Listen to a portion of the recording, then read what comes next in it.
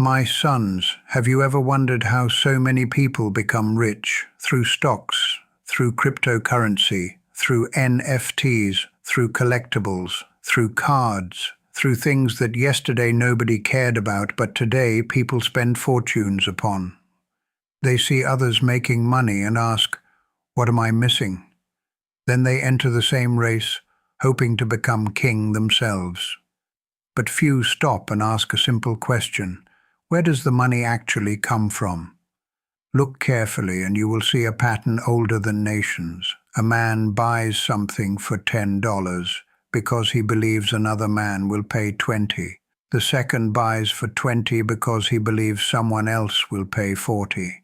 The third buys for 40 hoping another will pay 80. One buyer becomes a seller. One dream creates another dream. Around and around the wheel spins. Sometimes this is investing, but sometimes it becomes worship, because not every rising price means rising value. Sometimes it only means rising desire. Consider NFTs, strange images, digital ownership. People spent thousands, some spent millions.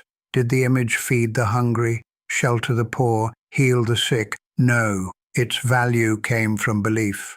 People believed another person would pay more later, and because enough believed, prices rose. Yet when belief disappeared, much of the value disappeared with it. The object remained the same. Only human desire changed. The lesson was never about pictures. It was about greed. Humanity has always turned ordinary things into golden idols.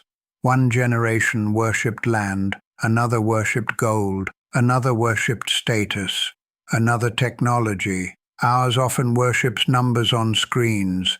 Now look at collectibles, Pokémon cards. Once they belonged to children sitting on floors trading for fun, but many entered carrying calculators instead of joy.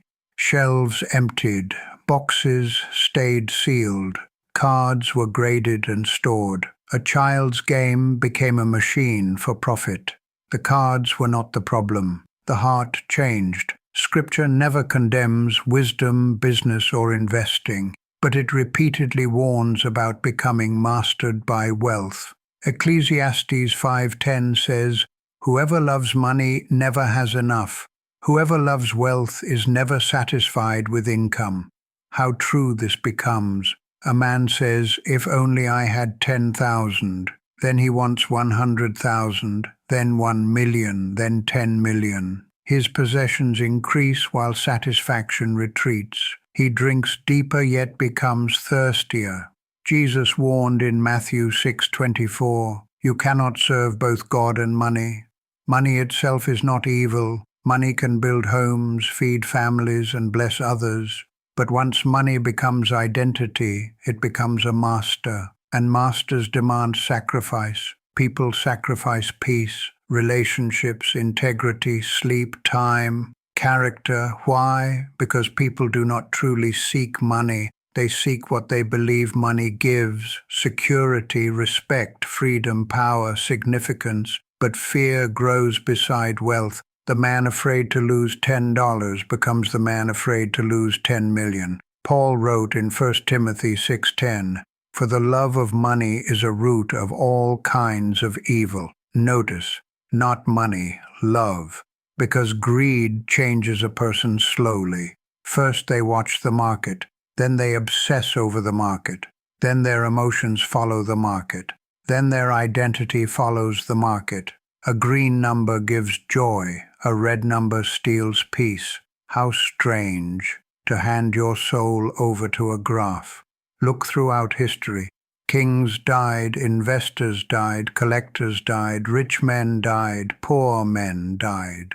Job said, "Naked I came from my mother's womb, and naked I will depart." No stock crossed the grave, no NFT crossed the grave, no graded card crossed the grave, only the person crossed. Jesus said in Matthew 6:19-20, "Do not store treasures on earth, but store treasures in heaven." Why? Because markets crash, trends fade, objects decay, but wisdom remains, character remains, truth remains, compassion remains.